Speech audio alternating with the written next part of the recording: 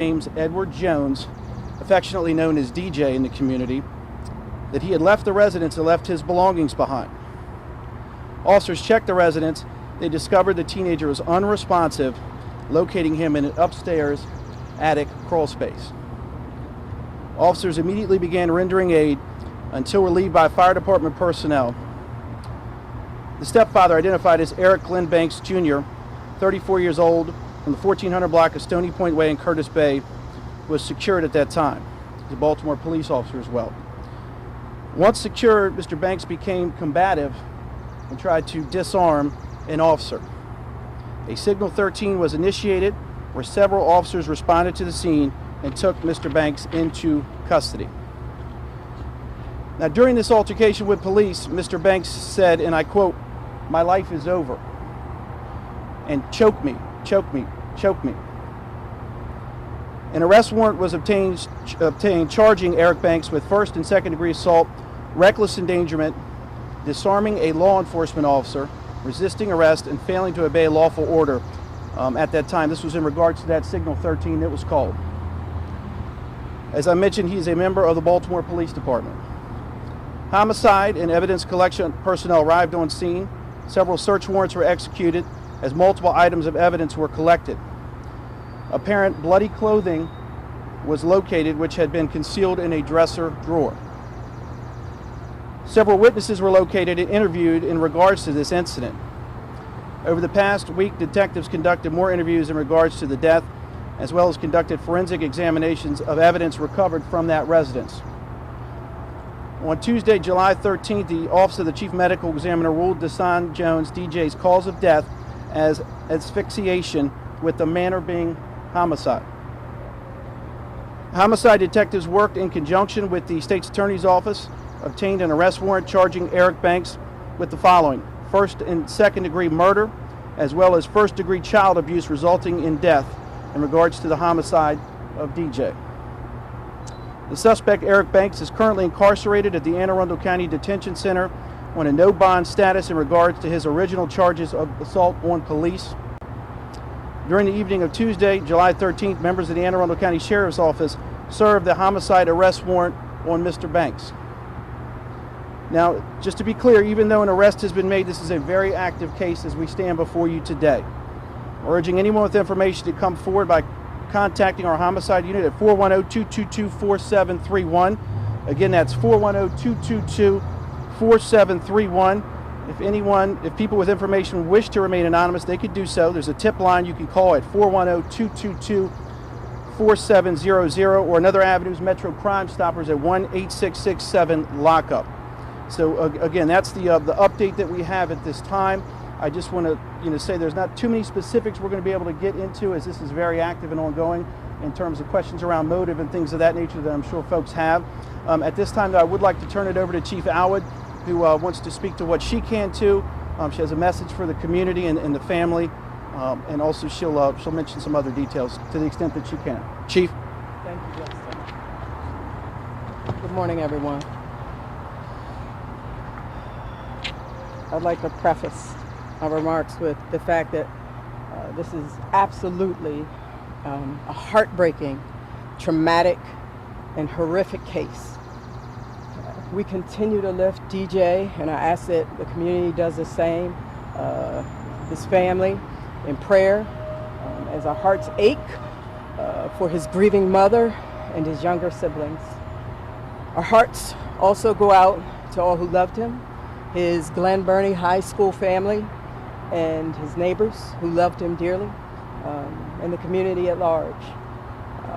This was a young man with a bright future, yet his life, as his life was intended to live, was tragically taken. DJ had just completed his freshman year in the Biomedical Allied Health Program at Glen Burnie High School. He took great pride and excelled in his academics. He was a magnet student and was an accomplished violinist. And quite frankly, I can't think of any more beautiful an instrument to play than the violin. Speaks volumes to this young man's commitment and character. His friends have also spoken to his character as someone who would not hesitate to help others. He had a contagious smile and a very keen sense of humor. He was able to light up a room. Our crisis intervention team responded to the scene that evening. They provided assistance and support not only to the family, which was their first priority, but also to the community members, his neighbors, who were struggling with and processing what had just occurred with very little information. And then our officers, who experienced their own level of trauma in rendering first aid. I personally went to the scene that evening, and I could not be more proud of our officers and their response, their tenacity in exercising their due diligence in investigating this case. At any moment, they could have accepted an answer that they were given and walked away, and they did not. They kept asking questions. I can tell you there's body-worn camera footage of this incident that's part of the investigation. It's not something we'll be releasing.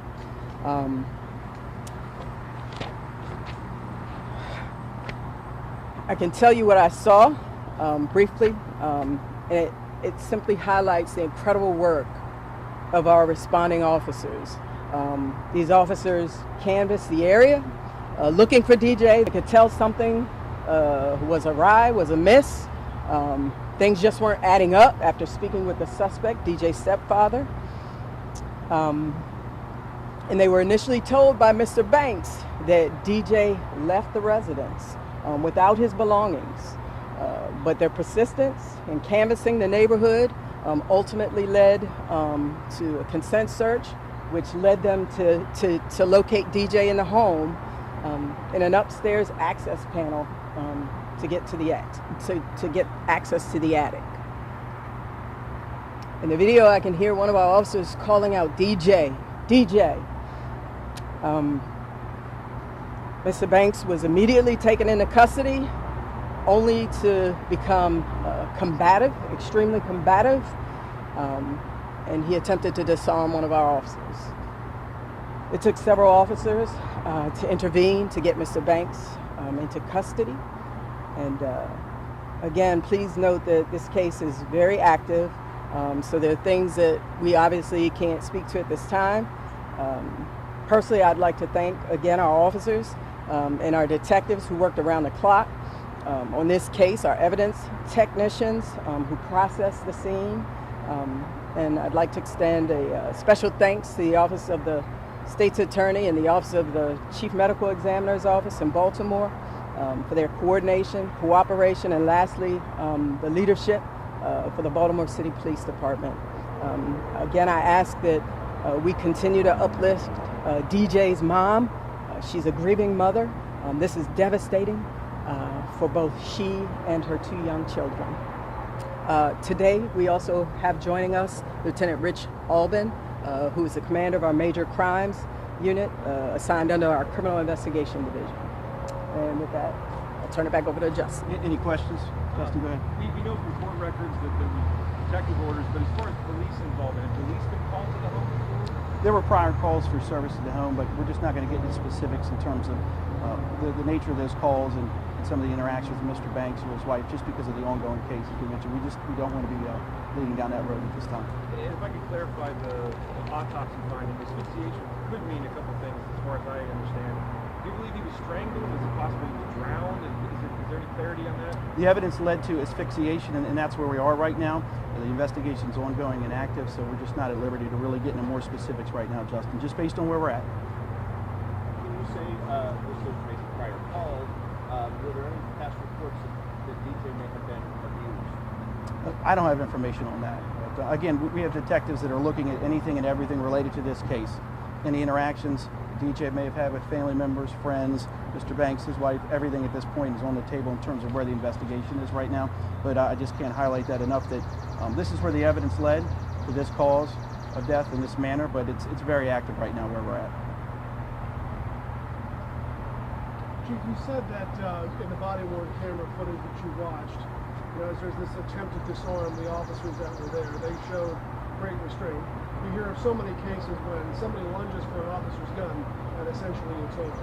Could you describe that for us and the restraint that they used in not using their service weapons? I can just say we, again, appreciate the officers' diligence, their efforts. Obviously, all officers are trained to retain their weapons. It's unfortunate that our officer was placed in that situation, and we're very proud of the way that our officers responded without having to utilize deadly force. Just a small clarification on that too. Were the other officers at the scene at that time? Could they have been requested, or was there like a brief standoff where they had to call for help and then they arrived later? So yes, there was a call for Signal 13. You heard Justin Mulcahy speak to that. For those who don't know, a Signal 13 is a distress call for officer in trouble. So there were moments where the officer was struggling, yes, with Mr. Banks. But I mean, was it a continuous struggle, or did he back off and then the officers arrived and they took him into custody? Or I'd say it was a continuous struggle. just clarify. Thank you.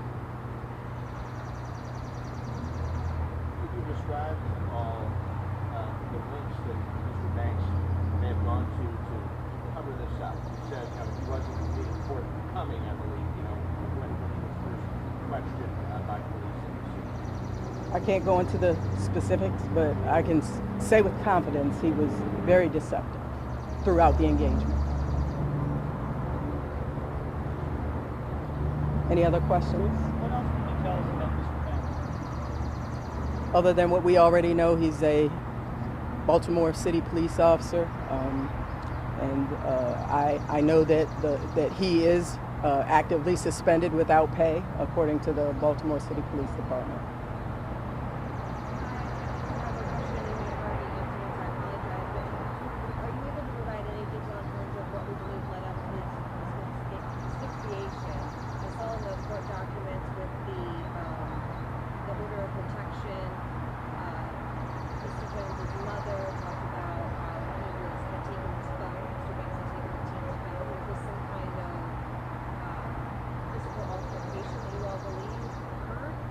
Again, we can't speak to specifics right now. Our investigators are exercising, again, their due diligence. There will be no stone unturned, but it's still very much an active investigation.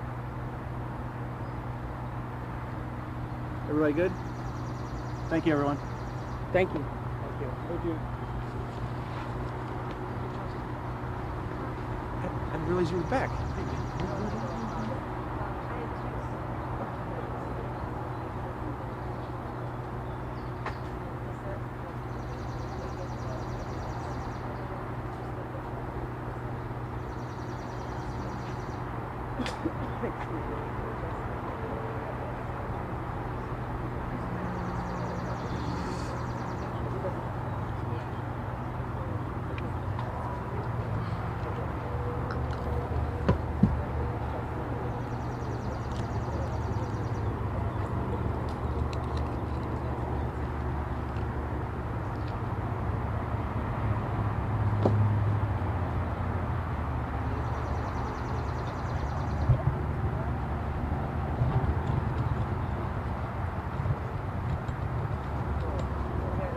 I read all that.